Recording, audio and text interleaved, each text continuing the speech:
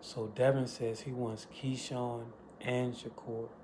But for this video, I just want to focus on a fight between Devin and Shakur. What does that look like? Who's going to be the victor? Um, Here's the thing.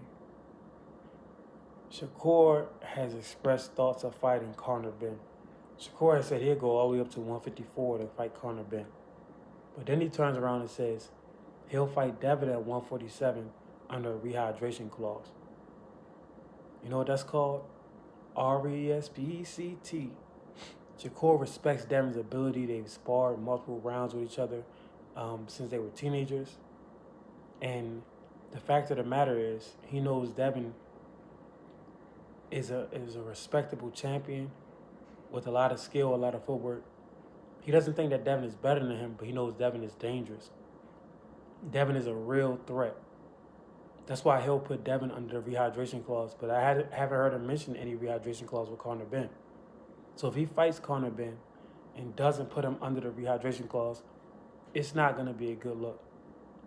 But since the clause is a real thing, let's examine how the fight will go with and without the rehydration clause. Without the rehydration clause, I believe Devin's size and experience at 147, fighting guys of that size, and his height, along with the fact that he can be on his toes for 12 rounds, and Devin is more comfortable coming forward than Shakur, even though his punches aren't as sharp as Shakur's.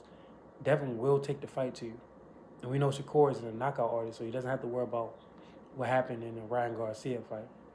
And we know that wasn't Ryan being a KO artist, that was the PEDs. But in that fight, Ryan, he was juiced up to the point where he was a KO artist. But with all that being said, Devin being the more aggressive guy, the larger guy, the guy who's more experienced at 147, I believe without a rehydration clause, he's going to beat Shakur. And I think Shakur is wary of that, and Shakur wants that rehydration clause to make it more of a level playing field, because the skilled big man usually beats the skilled little man. That's why Canelo is so upset about the fight with Bud, because it's embarrassing when a little man actually jumps up and beats the big guy, and they're both highly skilled. Now, with a rehydration clause, Shakur, I think, will end up winning that fight because Devin will get slower and slower as the rounds go by. That's the point of the rehydration. When a man isn't able to fully rehydrate, he's not going to have the same amount of spunk and energy as those rounds go by. That's why Ryan, when he fought Devin, he didn't even bother making weight. That's why Keyshawn Davis didn't bother making weight, and the fight got canceled with Edwin De Los Santos. For those of you who never boxed, the weight cut is something serious. It could make or break you. If you're not in shape year round and you have to cut all this weight, you literally could lose a fight because of the weight cut. And it really shows up in the later or latter rounds.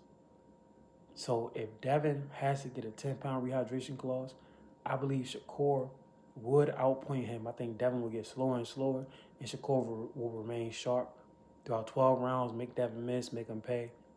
And he will win most of the rounds. He probably will win 8-4 or something like that. So the fight between them is going to come down to that clause. Will Shakur have the self-belief to fight Devin without a rehydration clause, like Bud did with Canelo? Who knows? Like Floyd did with Canelo? Who knows? But I don't think the fight will happen if Devin has to go under the clause. And to be honest with you, Devin has accomplished more than Shakur. So I think Shakur should just accept whatever terms Devin gives him and just dare to be great. Hopefully he proves me wrong if they have to fight and Devin doesn't have the rehydration clause. But y'all let me know what y'all think, man. Who do you think will win a fight between Devin Haney and Shakur Stevenson? This is one of the biggest fights in boxing.